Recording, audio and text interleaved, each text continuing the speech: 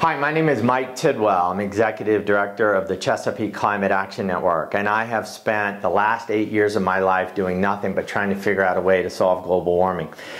You may have heard of a lot of different approaches, cap and trade as an approach, a carbon tax as an approach. I'm here to talk to you about a policy that I believe is the best. It's called cap and dividend. Remember that phrase, cap and dividend. The good news is Congressman Chris Van Hollen of Maryland has just introduced a bill that would actually achieve this policy of cap and dividend. So what is it? Well, to answer that question, we first have to answer the question, who owns it? Who actually owns the sky that we're trying to protect? Now, there are some people, when they think about it, they say, well, doesn't the government kind of own the sky? Isn't it common property, sort of like, we'll treat it like a national park or national lands? There are others who say, well, you know, it's corporations and businesses that are putting the pollution into the sky. Let's let them solve it. You know, it's sort of an approach that says it's kind of their sky. Let them figure it out. And then there are others who say, you know what, the government doesn't own the sky. The corporations don't own the sky. We all do. All people in America and around the world own the sky. So if we're going to try to solve the problem in America, we have to solve the problem in a way that does it with everybody's benefit in mind. So how would we do that?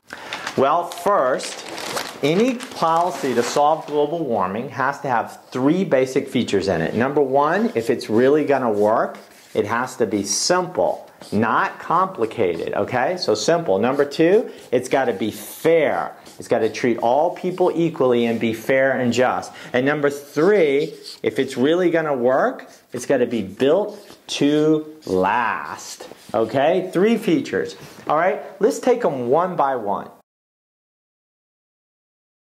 Simple, all right? A cap and dividend program envisions a very simple cap where 300 or 400 companies in America who actually introduce the greenhouse gas generating energy into the economy, that's where they have to have a permit. That's where you're going to cap it and stop it and bring it down. What does that mean? Well, it means that instead of trying to regulate every tailpipe and every smokestack in America, we're just going to approach the guys who are unloading the oil from the Saudi Arabian tanker and introducing the oil into our economy, who are bringing the coal up from the ground and selling it to utilities for electricity. It's called an upstream cap, very transparent, only involves a few hundred companies, easy to do. Now, those 300 or 400 companies that are introducing the carbon fuels into our economy, they're going to actually have to go to an auction and buy a permit to do it. This is how we limit the amount of carbon dioxide, because as the years go on, we will sell fewer and fewer permits until we eventually eliminate coal, oil, and natural gas, and therefore incentivize the good stuff, clean,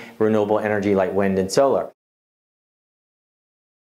Now, the good news is under a permit system and a cap upstream like this is we're going to squeeze carbon fuels out of the economy and we're going to solve global warming. It's doable and we'll achieve it. That's the good news. The bad news is your energy prices, at least initially, are going to go up. You're going to pay more at the pump for gasoline, more for coal-fired electricity.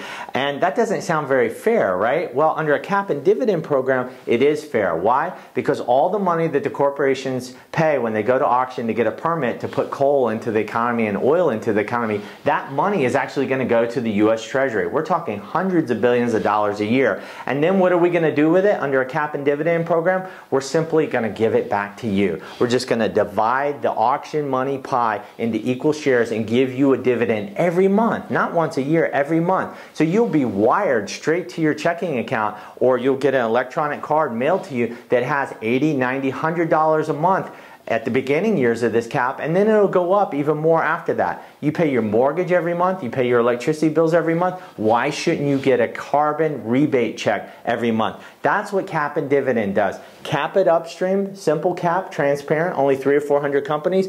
Distribute it evenly to all Americans in a very, very fair way. And what this does is once you get a dividend check every month, it's going to protect most Americans from rising energy prices. At least 60% or more of Americans will either break even or actually have more money in their pocket. Why? Because that dividend check will be equal to or more than what you're actually spending in increased energy costs from the cap. So this actually is good for 60% of Americans. And for the 40% who use a lot of energy, who have big houses and big cars, their dividend's not going to match their increase in energy prices, but they have more money. And hey, this is a signal to be more efficient, right? They'll be fine. 60% taken care of by the dividend, the other 40%, hey, get more efficient. That's how it works, and that's why it's fair.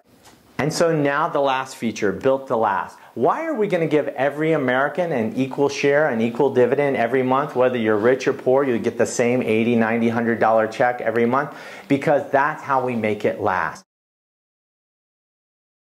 You know, Franklin D. Roosevelt said in the 1930s, if he could create a Social Security system that was universal and everybody gets the same amount of money, then it would be a system that no future president, no successive government could ever take away from him. And he was right. Why? Because once Americans begin to get those benefit checks, no one will be able to take it away from them. And as people retire, they'll be able to count on it. It's dependable. It would survive for generations. And FDR knew that. And he was right. It's survived over 70 years because it's universal and it's equitable. The same thing has to happen with this carbon approach, because it's going to take us at least 50 years to solve global warming and squeeze carbon out of our economy. Therefore, to make it durable, to make it survive 25 congressional cycles, to make it survive 10 presidential administrations, it has to be universal like Social Security. Everybody gets the same amount, the same check every month, and people come to depend on it and count on it and feel good about it, knowing that it's equitable, that it's fair, while solving our national security, energy problems, and climate change.